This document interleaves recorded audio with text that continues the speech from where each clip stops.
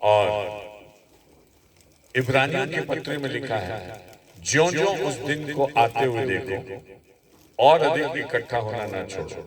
चाहे कोई भी कारण हो, हम प्रभु के सम्मुख आकर पवित्र संगति में जुड़कर प्रभु की आराधना और धन्यवाद करें।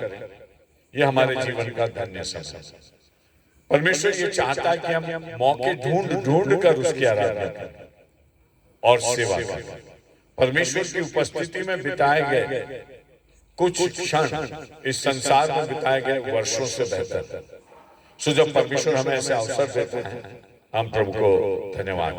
आज अर्चित और अमन का कंफर्मेशन हुआ है और ये परमेश्वर की ओर से इसलिए नियुक्त हुए हैं कि अपने कलीसिया में अपने प्रभु के सम्मुख एक जिम्मेदारी के जीवन में आ सके। और ये एक बहुत महत्वपूर्ण समय होता है जब आप अपने जीवन को परमेश्वर की महिमा और सेवा के लिए अर्पित करते हैं, एक जिम्मेदार व्यक्ति की तरह कलीसिया। अभी तक मम्मी पापा के साथ आना और सिर्फ ऑब्जर्वर की तरह रहना, लेकिन अब सब चीजों में सक्रिय भाग लेना, कलीसिया की उन्नति के लिए काम करना, परमेश्वर की महिमा करना, ये जिम्मेदारी परमेश्वर हम सबको देता है एक जीवन के एक अवसर। उसके साथ अकाउंटेबिलिटी भी बढ़ जाती है।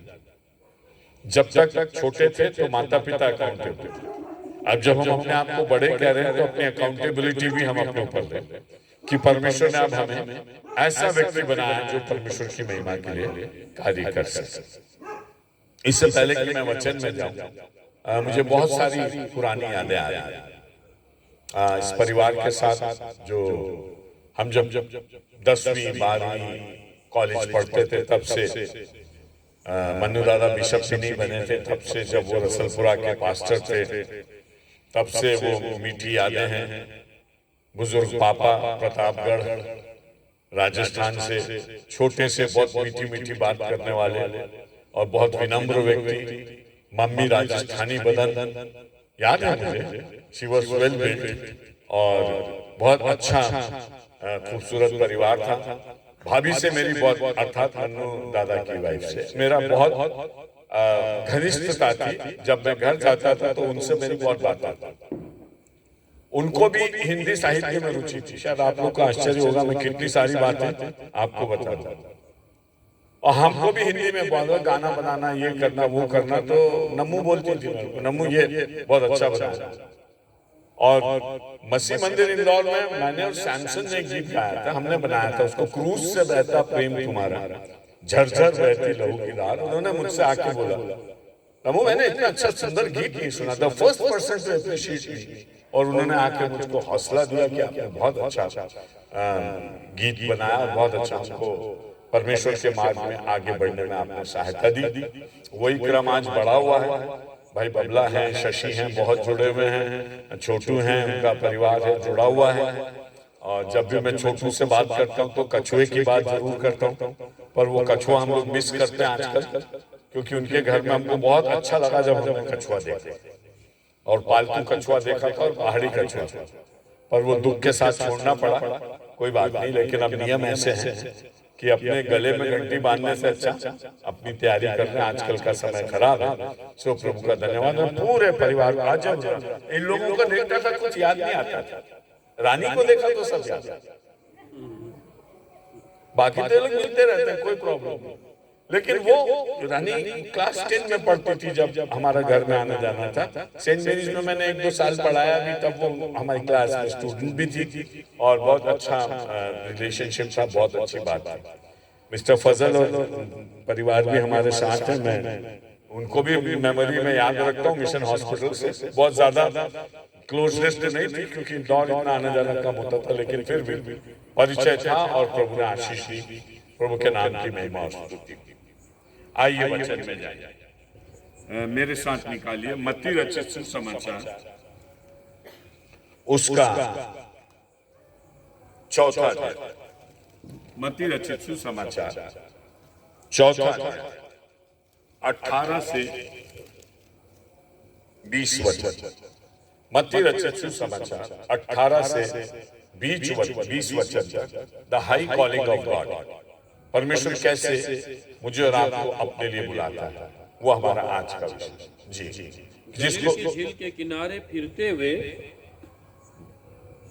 गलील की झील के किनारे फिरते हुए उसने दो भाइयों अर्थात समौन को, जो पतरस कहलाता है, और उसके भाई अंद्रयास को झील में जाल डालते देखा, क्योंकि वे मछुए थे।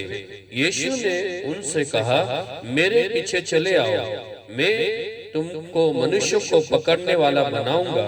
वे तुरंत जाल को छोड़कर उसके पीछे हो लिए।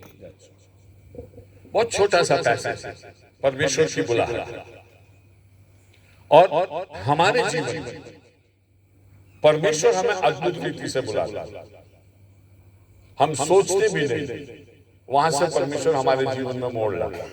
आज इन बच्चों का कंफर्मेशन हुआ, और हम ये उम्मीद करें कि परमेश्वर का इसी प्रकार का कॉल हम सबको, न केवल उनको लेकिन हम सबको। यीशु मसीह ने अपनी मिनिस्ट्री प्रारंभ की, और उन्होंने यूहन्ना बपतिस्मा देने वाले के पास आकर कहा, मुझे बपतिस्मा दे। यूहन्ना ने कहा, प्रभु मैं क्या दूं, आप मुझे बपतिस्मा देंगे, मैं तो इस काबिल भी नहीं हूं। तो यीशु ने कहा, नहीं, इस विधि को पूरा होने दो, ये आवश्यक। ओबीडियंस, ओबीडियंस का मतलब हम परमेश्वर को यस बोलते कि परमेश्वर मैं उपलब्ध हूं, परमेश्वर मैं तैयार हूं। और यीशु के ओबीडियंस के कारण लिखा, जैसे वो पानी में से ऊपर आया, पवित्र आत्मा उस पर, वो सामर्थ से भर गया। तो क्या वो पवित्र आत्मा से पैदा नहीं हुआ? जी हाँ। जब वो पवित्र आत्मा से पैदा हुआ, फिर उसको पवित्र आत्मा के अंशन की जरूरत क्यों थी? क्योंकि जो मिशन उसके सामने था, वो केवल पैदा होने का मिशन नहीं, वो प्रभु की सामर्थ्य से लोगों को बुलाकर कुछ बनाने का मिशन। समझ रहे हैं? खुद का आ जाना अलग बात है, दूसरे को बुलाना अलग। 40 दिन तक आत्मा उसको जंगल में ले गया। जैसे ही बपतिस्मा खत्म हुआ, पवित्र आत्मा उसके ऊपर आया, और पवित्र आत्मा उसे जंगल में ले गया। शैतान नहीं लेके गया, हेलो, पवित्र आत्मा लेके, वहां लिखा है पवित्र आत्मा उसको जंगल में ले गया। 40 दिन 40 रात में निराहार रहा, और जब वो सामर्थ्य से भरा हुआ, लिखा वहां वचन में लिखा, वो सामर्थ्य से भरा हुआ जब लौटा, तो उसने अपने लिए लोगों को बुलाना शुरू किया। और ये हो नहीं सकता कि खुदा बुलाए और कोई ना आए। क्यों? क्योंकि बुलाने वाले में पावर था। जैसे एक मैग्नेट होता है, लोहे में पावर नहीं होता, मैग्नेट में, मैग्नेट अपने आप खींचे। यीशु मसीह ने निकोदेमुस से कहा यूहन्ना 3 में, जब तुम मुझे ऊपर ऊंचे पर चढ़ाओगे तो मैं बहुतों को अपने पास खींचूंगा। पावर किसके पास है? परमेश्वर के। यीशु मसीह कहते हैं, जब तक पिता मुझे न दे तब तक कोई मेरे पास नहीं आ सकता। Nobody can come. आजकल हम सोचते हैं सुसमाचार प्रचार इतना मुफ्त है, खुदा का प्यार है, सबको बोलो, बार बार बोलो, परमेश्वर के चरणों में आ जाओ। और हम कई बार उसको अंडर एस्टिमेट करते, हम कहते हैं ठीक है खुदा बुला रहा है। एक बुजुर्ग आंटी थी, मुझसे कहने लगी, मैंने कहा आंटी अपने को प्रभु की सेवा करना चाहिए, तो बोले बेटा अभी नहीं, जब बूढ़े हो जाएंगे, मरने लगेंगे, तब अपन प्रभु की सेवा करें। 60 दिन से अधिक आईसीयू में रही, होश में नहीं, और खुदा को से बात करने का जो मौका था, उसकी कॉल लेने का जो मौका था, वो लिया नहीं उसने कहा बाद में कर। लिखा है, आज अगर उसका शब्द सुनो तो अपने मन को कठोर नहीं करना, क्योंकि जैसा जंगल में तुमने किया, और खुदा ने बोला था पार हो जाओ, यरदन पार हो जाओ, कनान में चले जाओ, ये देश में तुम्हें दे रहा हूं। लेकिन उन्होंने परमेश्वर को डिसोबे भी किया, इसलिए 40 साल तक जंगल में भटकते रहे, 1-2 नहीं 40 साल। और परमेश्वर ने कहा तब तक रुकूंगा जब तक ये पीढ़ी नाश नहीं होती, तुम्हारे बच्चे जाएंगे, तुम नहीं जाओ, क्योंकि तुम दे खुदा के कॉल का इंतजार। परमेश्वर की कलीसिया, हमारी जो बुलाहट है, वो हाई कॉलिंग ऑफ गॉड। ना हम अपने आप से उसके पीछे जा सकते जब तक वो हम पर दया न करे, और जब तक वो हमें ना बुलाए तब तक हम उसके पास नहीं जा सकते। इफिसियों 1:4 में लिखा है, परमेश्वर ने हमें जगत की उत्पत्ति से पहले चुन लिया कि हम मसीह में उसके प्रेम में पवित्र और निर्दोष हो। हम लोग इस दुनिया में पैदा होने के बाद बुलाए गए, ऐसा नहीं। परमेश्वर ने जगत की आदि से पहले से मसीह यीशु में हमें चुन लिया, और वो हमें उचित समय पर नाम लेकर बुला लिया। परमेश्वर ने इस संसार का उद्धार ठहरा दिया और उचित समय पर यीशु मसीह को इस दुनिया में मेरे और आपके लिए भेज दिया। जब बुलाने वाला वो बहुत मजबूत, और अगर किसी को बुलाहट मिल जाए तो हमें उसको बहुत वैल्यूएबल समझना चाहिए, क्योंकि परमेश्वर ने हमें अवसर दिया कि हम परमेश्वर की सेवा, परमेश्वर की रीति से अपने जीवन में और पवित्र लोगों के बीच में कर सकते। पहले तो अपने जीवन में सेवा करें, अपने आप को समर्पित करें, परमेश्वर के वचन को अपने जीवन में पूरा करें, प्रार्थना का जीवन रखें, वचन पढ़ने का जीवन रखें, अपने जीवन की प्रॉपर स्टेयरिंग करें। तब परमेश्वर हमें कलीसिया में सेवकाई की और पवित्र लोगों के बीच में महिमा करने के लिए बुलाया। वो निकल के चला, झील के किनारे गया, 2 भाई पतरस और अंद्रियास। वे समुद्र में अपने झील में जाल डाल रहे थे। वो बिजी, फ्री थे क्या? नहीं थे। कोरोना में बेरोजगार हो गए थे? नहीं, उनके पास अपना काम, मछली का काम था, और वहां के मेजर प्रोफेशंस में से एक। और ऐसा लगता है कि पतरस और अंद्रियास के पास खासा अच्छा बिजनेस था, और वे जाल और नाव जिसको वो ओन करते थे, उनका खुद का मालिकाना हक था, किसी के नौकर नहीं थे।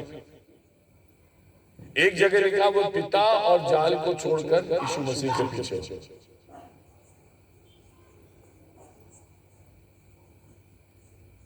यीशु ने उससे कहा, दोनों भाई मेरे पीछे हो, मैं तुम्हें मनुष्य के मछुए। बस इस सेंटेंस पर हम 5-10 मिनट सोचेंगे और फिर अपने मेडिटेशन को समाप्त करेंगे। यीशु कहते हैं, बुलाने वाला मैं, मेरे पीछे। आज कितने लोग हैं जो किसी को कह सकते हैं मेरे पीछे? अभी एक बहुत बड़े धार्मिक गुरु थे, हिंदुस्तान के थे, विश्व में काफी फेमस थे, सीरियस हो गए, अब तो डेथ भी हो गई। पूरी दुनिया में उनका बड़ा नाम, बीमार हो। तो एक उनकी बहुत बड़ी डिवोटी थी, उसने ये कहा, जब हम बीमार होते थे तो हम बाबा के पास जाते थे, अब बाबा बीमार हो गए तो कहां जाते? हेलो, इस दुनिया में किसी को बुलाना आसान बात नहीं। मेरे पीछे फॉलो, मेरे पास कुछ देने को है, follow me because I have something for you. परमेश्वर ने मुझे बुलाया है और इस दुनिया में इसलिए भेजा है कि मैं तुम्हें बुलाऊं और परमेश्वर के राज्य की स्थापना करूं। पतरस से तो परमेश्वर ने कहा कि तू वो चट्टान है जिस पर मैं अपनी कलीसिया बनाऊं। छोटे मोटे पर्पस के लिए थोड़ी बुलाया। पतरस से ये कहा कि मैंने तुझे स्वर्ग की कुंजी दी है, जो कुछ तू पृथ्वी पर बांधेगा स्वर्ग में खुलेगा, जो कुछ तू स्वर्ग में बांधे पृथ्वी पर खोलेगा स्वर्ग में खुल जाएगा। है कोई बुलाने? आज हमारे बच्चों ने जिन्होंने कंफर्मेशन लिया, ये समझ लीजिए कि हमारा बुलाने वाला पवित्र और सिद्ध, उसका कॉल बहुत बड़ा रहता है। इसलिए ये नहीं सोचना कि जाऊं कि नहीं जाऊं उसके पीछे, ये ढूंढते रहना कहीं मुझे बुलाता नहीं। आपकी चॉइस नहीं, आपका प्रेजेंटेशन। आप अपने आप को हमेशा तैयार रखें कि प्रभु तो बुलाएगा, मैं आ जाऊंगा, और ये कहें कि प्रभु तू मुझे बुला ले, क्योंकि वचन में ये भी लिखा है मांगो तो तुम्हें मिले, और ढूंढो तो तुम पाओ, और खटखटाओ तो तुम्हारे लिए सामने दिखता है तो मांग लो, नहीं दिखता है, इस गार्डन में कहीं छुपा हुआ है तो ढूंढ लो पेड़ों के बीच में, और अगर गेट ही नहीं खुला तो खटखटाओ। हेलो, सामने कुछ पड़ा है यार, उठा लो, मांग के ले लो, खुदा ये दे दे। नहीं दिख रहा लेकिन फिर भी चाहिए तो ढूंढो, और अगर दरवाजा ही नहीं खुला हो तो खटखटाओ। परमेश्वर कहता है मैं खोल दूं। सी कॉलिंग ऑफ गॉड, परमेश्वर की बुलाहट ऐसी है जो परमेश्वर मुझे और आपको देना चाहता है, क्योंकि वो इस संसार में अपने कार्यों को करना चाहता है जिसमें मेरी और आपकी भी भलाई है, संसार की भी भलाई। वो आपको भी स्वर्ग ले जाना चाहता है और आपके द्वारा अनेक लोगों को स्वर्ग ले जाना चाहता है, तो इंटरेस्टेड है। हमारा जेस्चर, कई बार लोग सोचते हैं मैं चर्च का सदस्य बनूंगा तो मेरा बपतिस्मा हो जाएगा, शादी पढ़ देंगे, है ना, कहीं और पढ़ेंगे तो चर्च का फोटो नहीं आएगा, है ना, ब्राइडल गाउन पहन के करेंगे।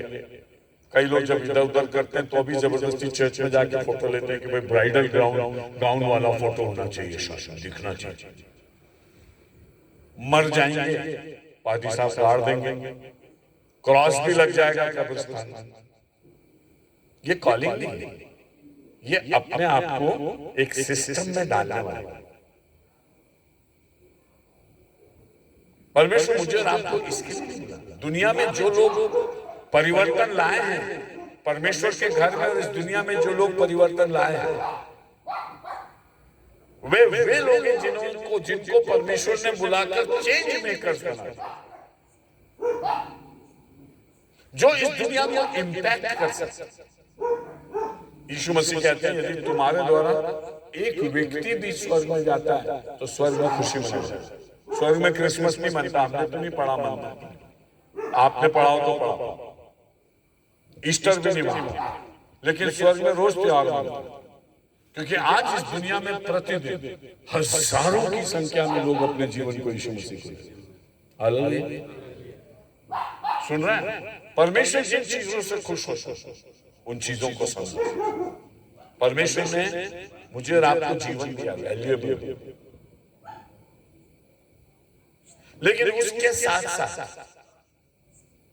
उसकी हाई कॉलिंग को भी समझना जरूरी है।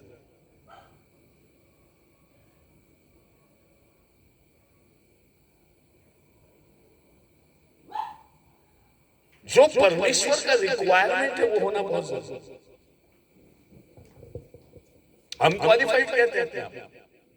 मेरे बेटे ने इंजीनियरिंग की तो हमने कहा बेटा इंजीनियरिंग हो गई, तो बोले नहीं पापा अभी पीजी करना पड़ेगा। पीजी कहां से करोगे? तो विदेश से करो, यहां से कर ले फिर चले जाना। बोलना वो मान्यता देंगे कि नहीं देंगे, फिर बोलेंगे फिर से पढ़ो। तो हमारी जो डिग्री है, हमारा सब कुछ आजकल होता है, बहुत सारी अच्छा इंस्टीट्यूट हो, आप इंटेलिजेंट हो तो आपको प्रूव करना है अपने आप।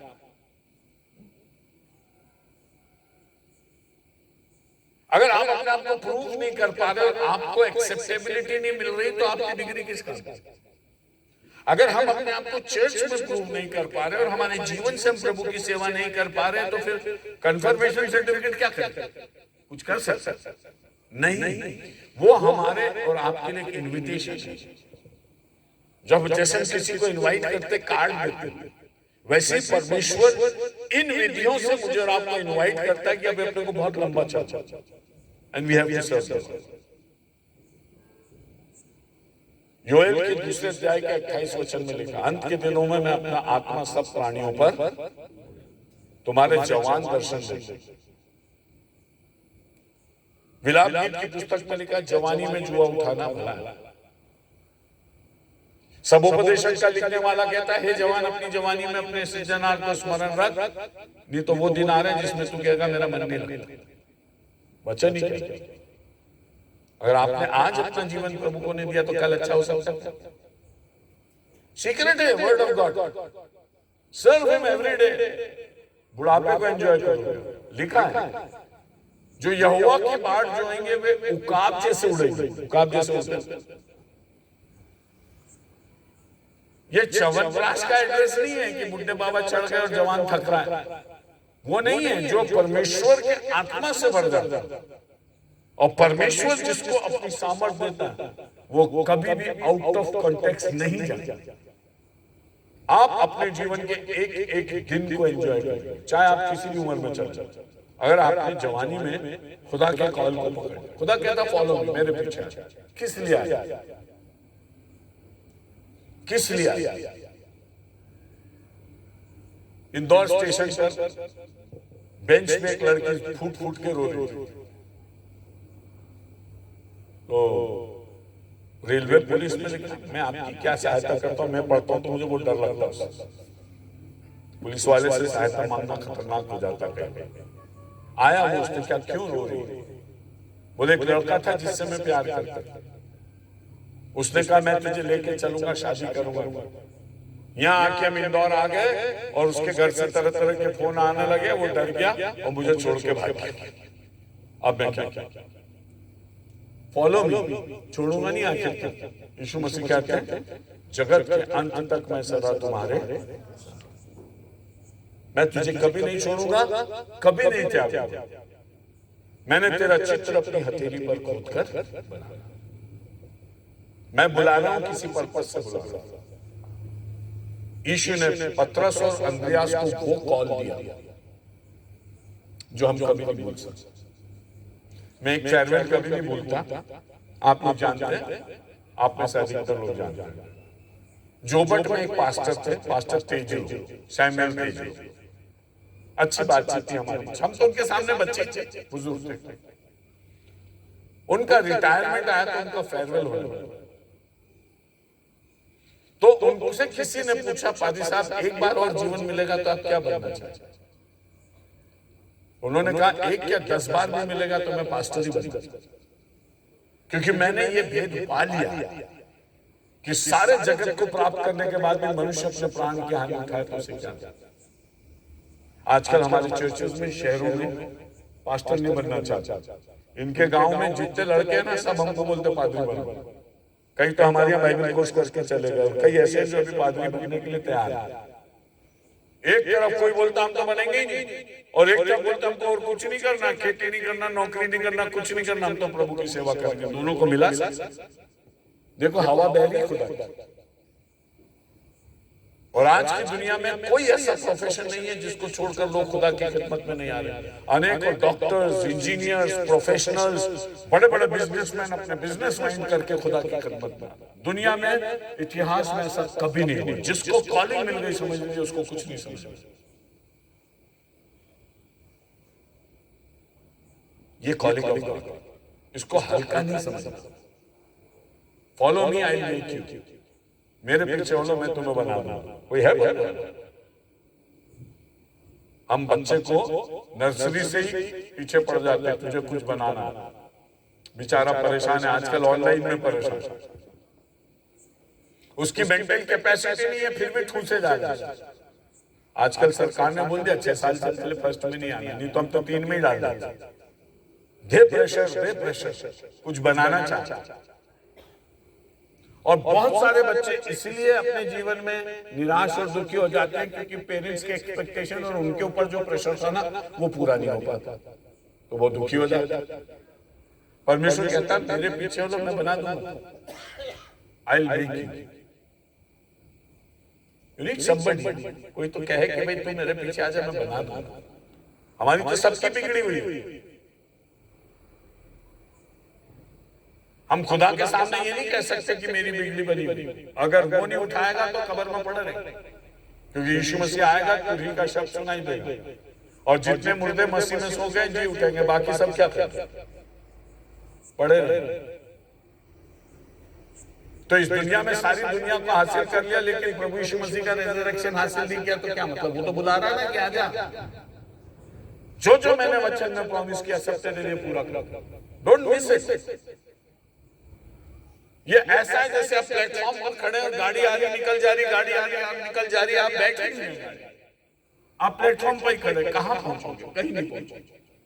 जब आपके सामने गाड़ी उसमें सवार, जस्ट मूव अहेड, मेरे पीछे हो, मैं तुम्हें बनाऊंगा। I will. क्या बनाऊंगा? मनुष्यों को पकड़ना। अभी तक पतरस जो है मछली पकड़ते थे, जाल में बड़ी बड़ी मछलियां फंसती थी, बेचते थे, अपना व्यवसाय करते। अब परमेश्वर उसको ये बोल रहा है कि मैं तुझे ऐसा काम दूंगा जो दुनिया में कोई नहीं कर सकता, और मुझे वो बनाऊंगा तुझे जो कोई बना नहीं सकता। यशायाह 53 में लिखा, हम सब भटक गए थे, हम सब ने अपना अपना मार्ग लिया था, और यहोवा ने हम सब के पाप का बोझ उसके ऊपर, हम तो बिगड़े हुए थे, उसने हमारी बिगड़ी बनाने के लिए उसके ऊपर बोझ डाला। He'll make it. क्या हम प्रोसेस ऑफ मेकिंग में है? देखिए बहुत इंपॉर्टेंट है। हम ये दुनिया की वर्कशॉप, खुदा सब में काम कर रहा है और सबको तैयार है। स्वर्ग में कोई काम करेगा नहीं, तैयारी। स्वर्ग में तो न्याय होगा, वहां जाके हमको जो यहाँ किया उसका फल मिलेगा। तो जो करना वो यही करना। आत्मिक ब्यूटी पार्लर का है, आत्मिक ब्यूटी पार्लर का स्वर्ग में ही सो सिंपल, सच धज के यहीं से जाना है ना हमको। ऐसा लिखा है क्या कि स्वर्ग में जाके श्रृंगार करेंगे? नहीं करेंगे। स्वर्ग में रिवॉर्ड मिलेगा, परमेश्वर का हमको प्रेजेंटेशन मिलेगा। बहुत अच्छी बात है, लेकिन तैयारी तो यहाँ कर रहे हैं।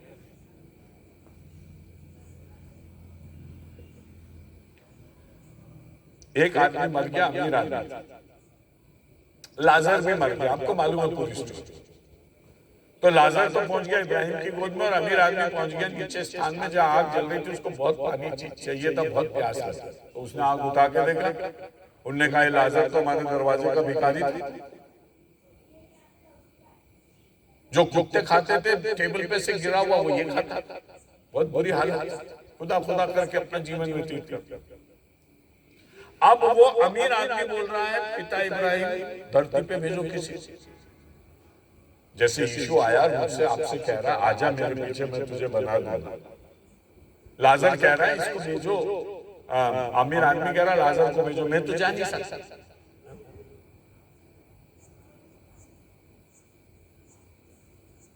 क्योंकि मेरे जीवन से तो मैं किसी को बचा नहीं सकता, क्योंकि मेरे को किसी ने बनाया ही नहीं।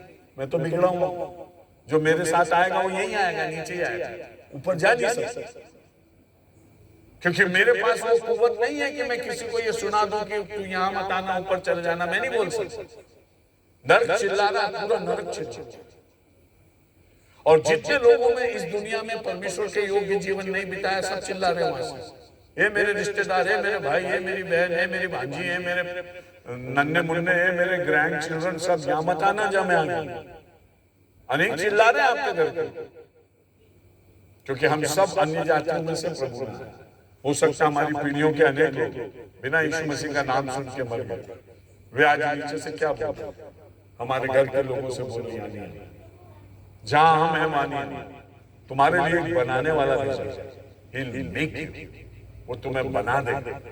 न केवल इस पृथ्वी पर कुछ बना दे, पृथ्वी पर वो तुम्हें वो काम दे जो स्वर्ग से उतरा हुआ। समझ रहे? आजकल हम लोग ऑनलाइन काम करते हैं, वर्क फ्रॉम होम। अमेरिका का काम इंडिया में करते हैं। खुदा के घर का काम पृथ्वी पर कर सकते क्या? कोई है ऐसी कोई माइक्रोसॉफ्ट वगैरह कि भाई हेवन से इश्यू होगा काम और आप पृथ्वी पर करेंगे? कोई नहीं कर सकता, केवल यीशु मसीह कर सकता। वो क्या रहा है, मैं तुझे लिए ऑनलाइन सर्विस दे रहा हूं, यहाँ आ जा, मेरे पीछे आ, और जो तू कुछ यहाँ करेगा वो स्वर्ग में बैक करेगा। एक ट्रक के पीछे लिखा था सोचो साथ क्या जाएगा। ये बबला ने देखे होंगे बहुत सारे। क्यों बबला? सोचो साथ क्या जाएगा। तो जब बार बार पढ़ा सोचो साथ क्या जाएगा, तो एक ड्राइवर ने ये लिख दिया सोच के सोचो साथ। केवल सोचो ही मत, सोच के सोचो साथ क्या जाएगा, कुछ नहीं। यीशु मसीह कहता है धन्य वे जो मर्द जो प्रभु यीशु में मरते हैं, क्योंकि उनके काम उनके साथ। यहाँ से कुछ जाएगा। कभी एग्री मत करना कोई कह के आया खाली आता है खाली हाथ जाएगी। नहीं नहीं, बोलना सुसमाचार ये कहता है मैं यहाँ से कुछ लेके जा सकता। I can go to God's house with God's work. मैं परमेश्वर के कामों को लेकर, उसकी सेवा को लेकर खुदा के घर जाऊंगा। नहीं तो न्याय किस बात का, मुझे इनाम किस बात का? मेरे पीछे हो, मैं मनुष्यों को पकड़ने वाला। इस दुनिया में हम सब अपनी अपनी फिलॉसफी में चल रहे हैं। जितनी दुनिया में लोग बढ़ रहे हैं उतनी फिलॉसफीज बढ़ रही हैं, लेकिन खुदा कहता है मैं तुम्हें मनुष्यों के पकड़ने वाले बनाऊंगा। तुम मनुष्यों को ऐसा पकड़ लो कि फिर वो कभी नहीं बढ़ पाए और उनको मंजिल मिल जाए। जिसको मसीह मिल गई उसको सब कुछ मिल गया। सो आइए हम सबके लिए भी आज परमेश्वर का वचन, एक है जो इस दुनिया में आया, जो बुला रहा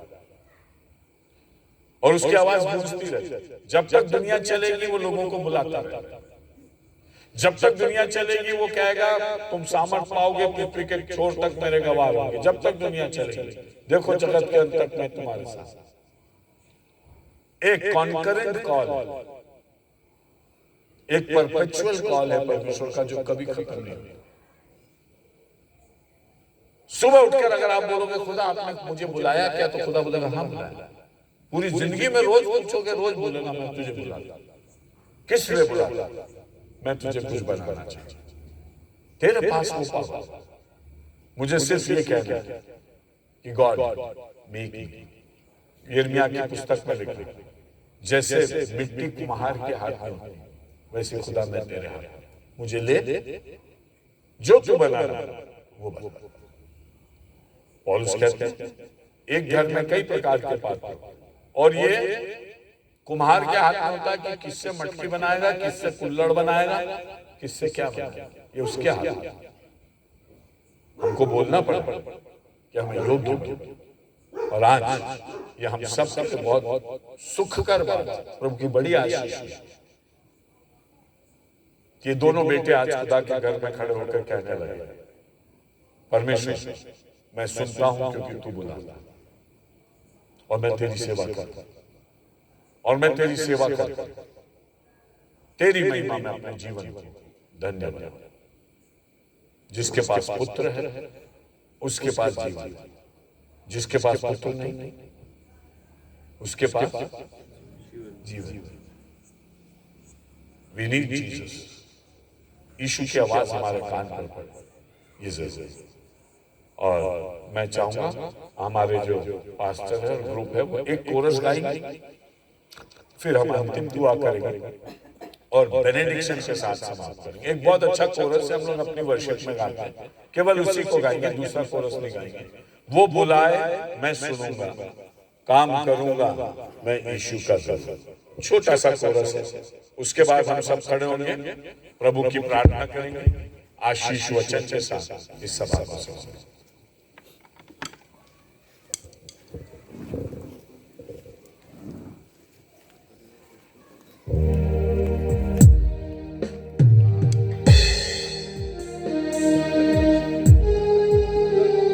दोनों बच्चे सामने आ जाए, माता पिता भी सामने आ जाए। Please come in. बेनेडिक्शन के सामने समय आप लोग सामने।